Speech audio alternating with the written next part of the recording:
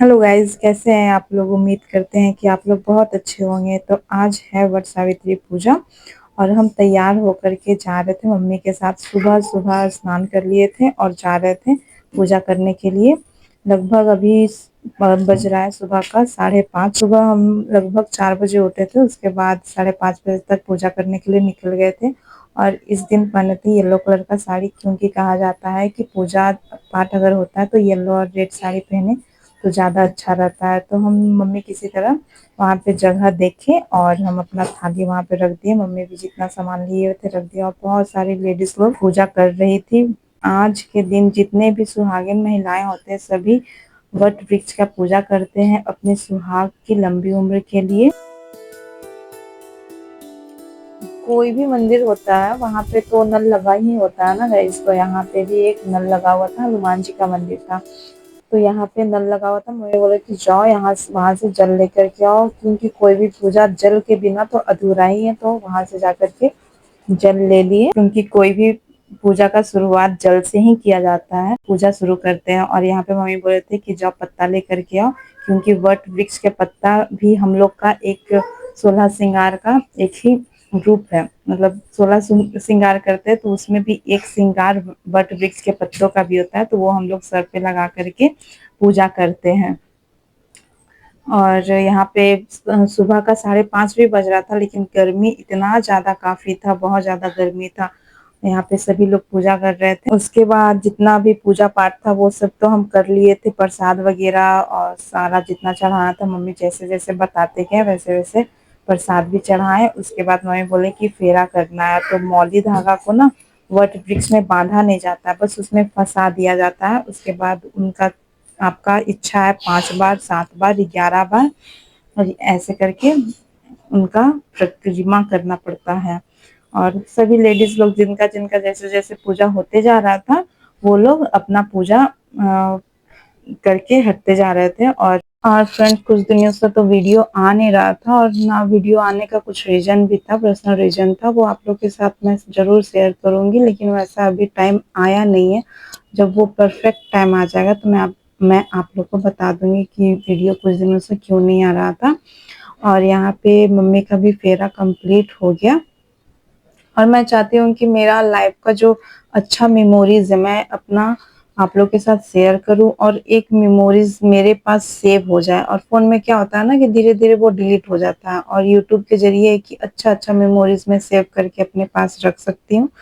उसके बाद मम्मी बोले कि चलो अब वट वृक्ष का गला मिलो और उनसे आशीर्वाद लो, और फिर उनको पंखा हिलाएं, ठंडा ठंडा हवा दिए। गर्मी कुछ ज्यादा था इसलिए, वैसा नहीं है, मजाक कर रहे हैं। ऐसा नियम होता है कि पंखा हिलाया जाता है। और मम्मी यहाँ पूरा मुझे नाक पर से सिंदूर कर रहे थे।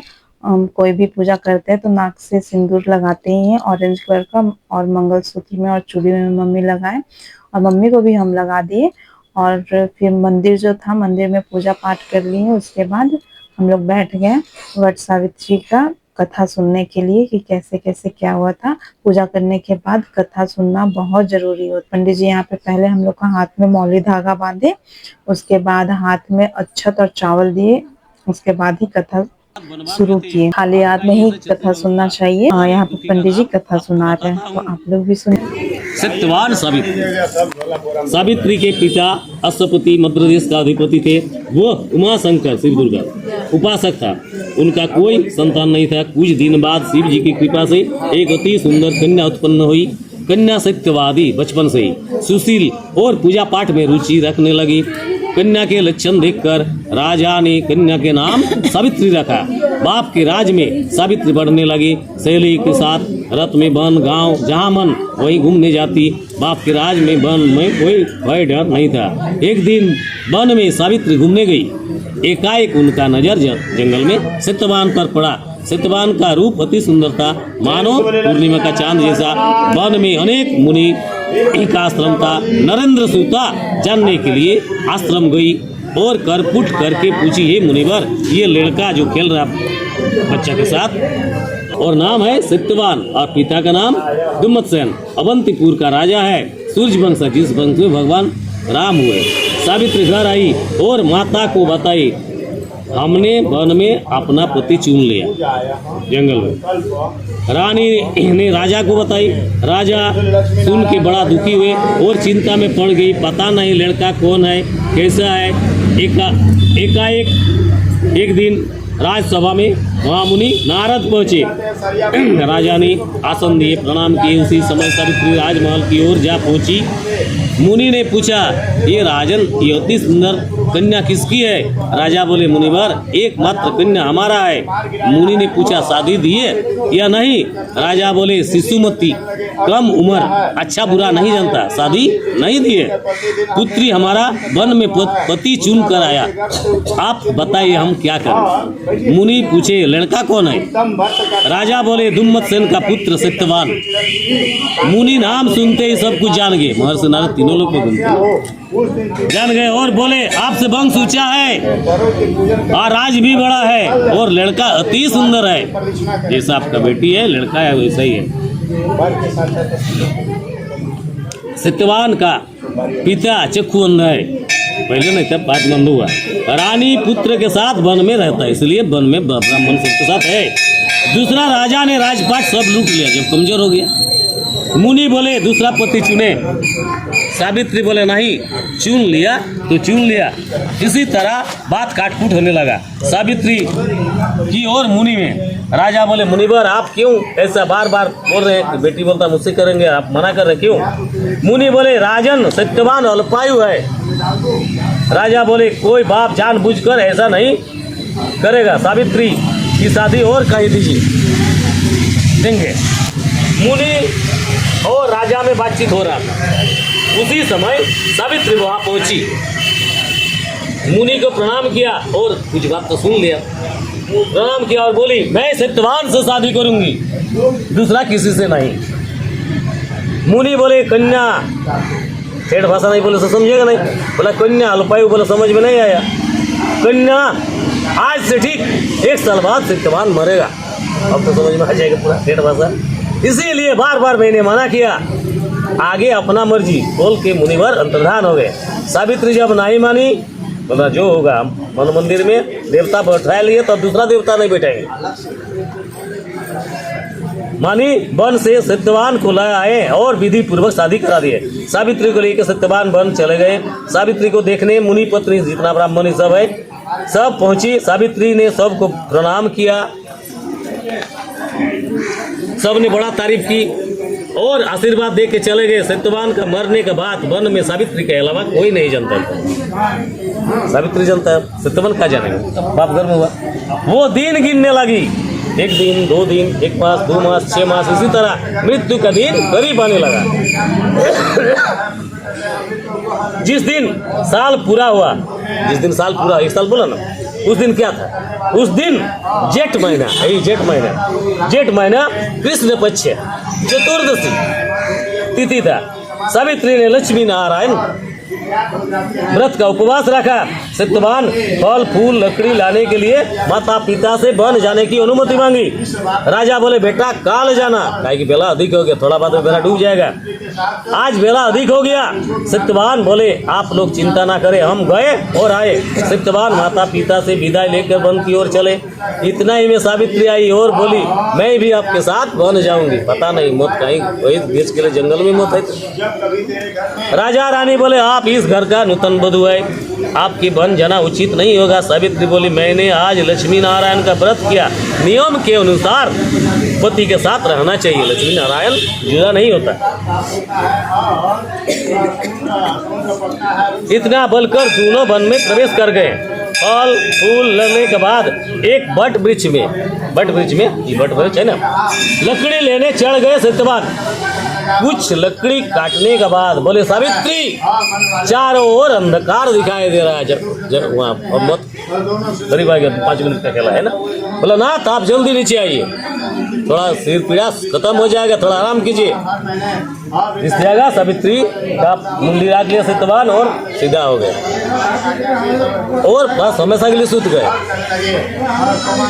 धर्मराज चित्रगुप्त से बोले, जमराज की देखो, आज सत्यवान का प्राण लेके आओ, जंगल में है बट वृक्ष का नीचे। तो लेके जो 2 गो जमदूत गए तो सतीत्व का प्रभाव से इतना एक राउंड आग धक धक रहा है। तो दूत जैसे गया आग भड़क गया, गर्म नहीं लगा, पीछे हट गया। यहाँ पे पंडित जी का कथा समाप्त हो गया था और हम लोग का पूजा भी खत्म हो गया, कथा समाप्त हुआ। उसके बाद पंडित जी को दक्षिणा ये सब दे दिए। उसके बाद हम लोग घर आ गए और घर आने के बाद मम्मी पापा का पूजा की और हम अपना पति देव का पूजा किए। और ऐसा होता ही है, वट वृक्ष का पूजा करने के बाद घर आकर के हम पति देव का पूजा करते हैं, उन्हें भोग लगाते हैं। मतलब जैसे जैसे वट वृक्ष का पूजा किए हैं वैसे वैसे पति देव का लगाते हैं। तो यहाँ पे मम्मी पापा का आरती उतार रहे हैं, मौली धागा बांधे और फिर पापा से आशीर्वाद लिया।